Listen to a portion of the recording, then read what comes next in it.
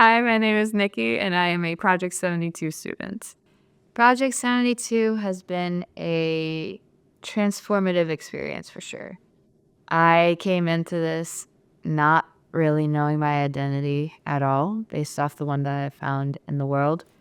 And I was very ashamed of that. I was ashamed of my desire for liking women.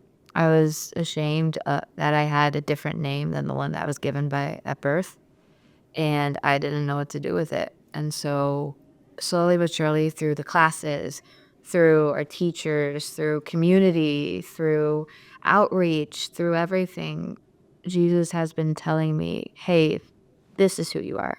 I'm going to take this identity that you had and I'm going to reshape it. And you don't need to be ashamed anymore.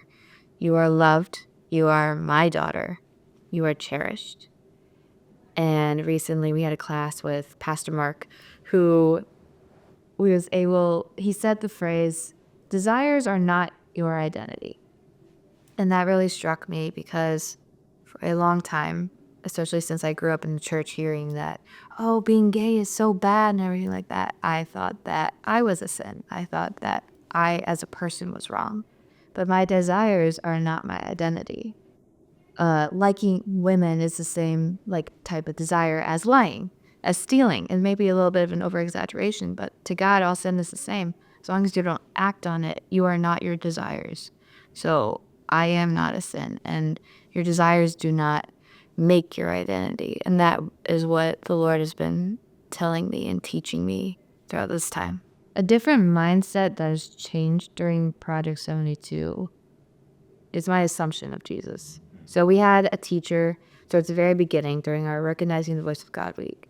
And she said that if your assumption of God does not line up with what is true, then that changes your whole relationship. So if my assumption of God was that he can't love me because I like girls, then that will line up with everything else. It will be, oh, if he doesn't love me, then no one else can love me in the church. Then I could be alone, or I should just leave the church because if Jesus doesn't love me, then who else would?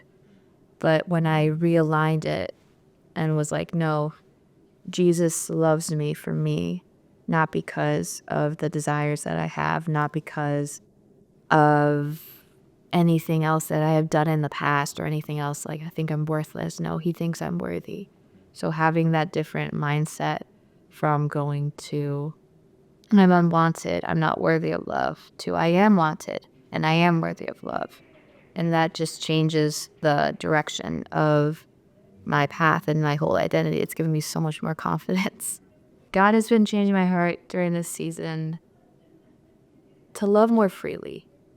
There have been times in the past where I've seen people say the right things and do the right things, but there's a limited love behind it. It's not necessarily the love that Jesus had for us. And that has been coming up, like a lot of conditional love. Like, no, that's not what Jesus has.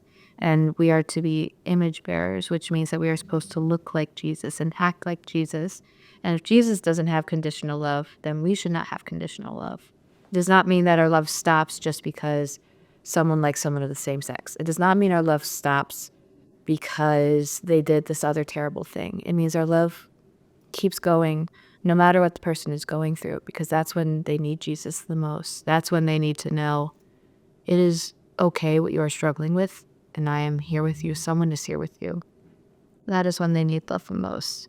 And we can only give out that love if we allow ourselves to be filled up and believe and fully know, both in your heart and in your head, that we are loved by Jesus because he wants us, not because he needs us or something. So just be fully prepared to come in and be changed and trust. I cannot emphasize this enough. You need to trust in Jesus. It's just so much. It's going to be so difficult and so hard, and you're going to want to hold on to that thing you won't let go of. You're going to want to hold on to your relationship, your identity, your foundation. You're going to want to hold on to your future. You're going to want to hold on to everything. But if you're holding on to all that, what good can he do? He's a gentleman, so he won't come in and change something if you're still holding on to it. He's going to wait until you say, okay, you take it. It's your turn. So come in with an open heart, an open mind, and be ready for things to change.